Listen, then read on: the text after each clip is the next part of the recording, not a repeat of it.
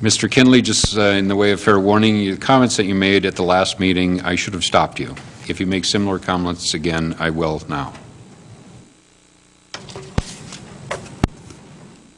And I need notice on what comments that I have no clue what you're talking about. So you're leaving me up in the air on that. So, okay. Mr. Mayor, City Council, my name is Tim Kinley.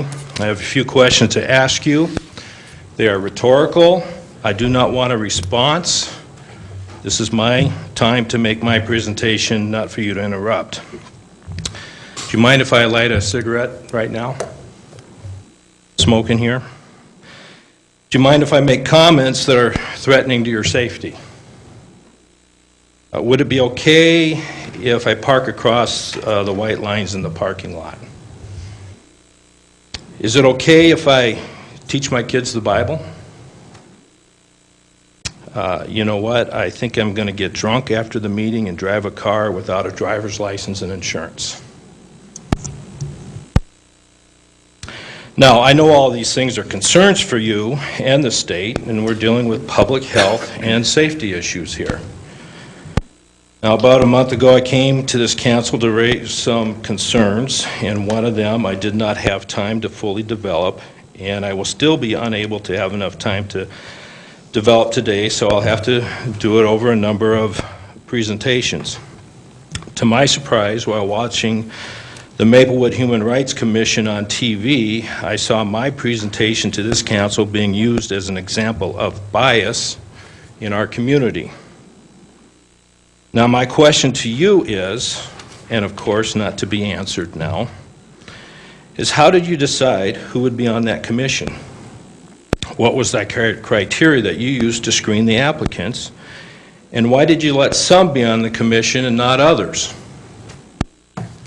My point is, in that order to have the committee at all, you all had to have bias. You favored certain characteristics and backgrounds of the candidates in order to choose them.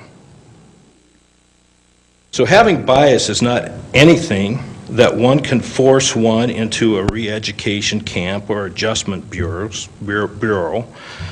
All that is happening right now is the thought police coming out and trying to force opinions on others.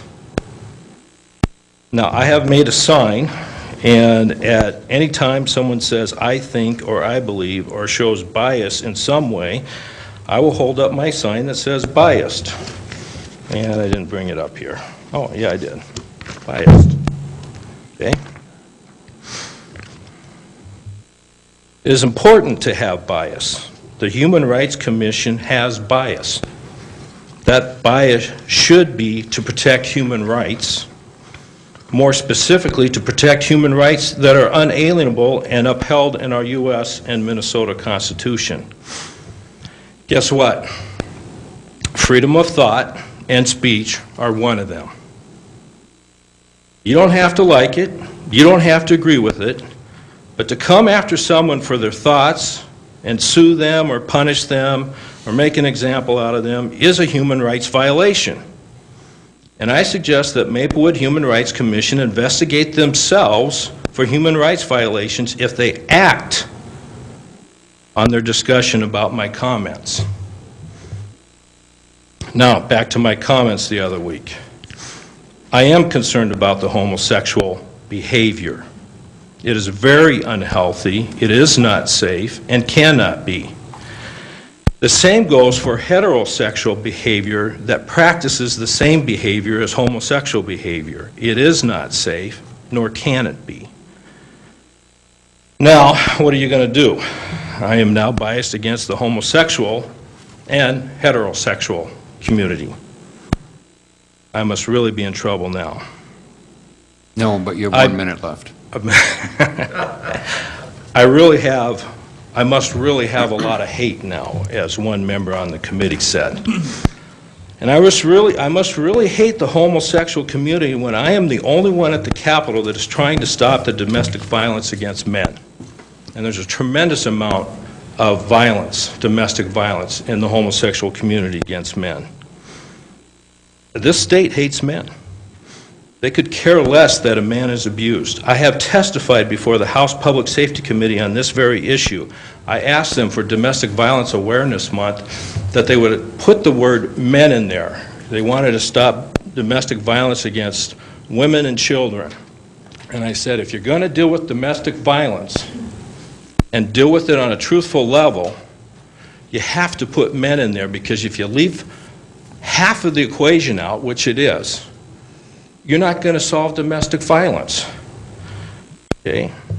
Men are abused just as much and just as violently as women are. There's been over 200 empirical studies done by doctoral educated women, and every one of those studies came out, except one, and said that men get abused just as violently and just as often as women do. Thank you for your comments tonight. Anybody else?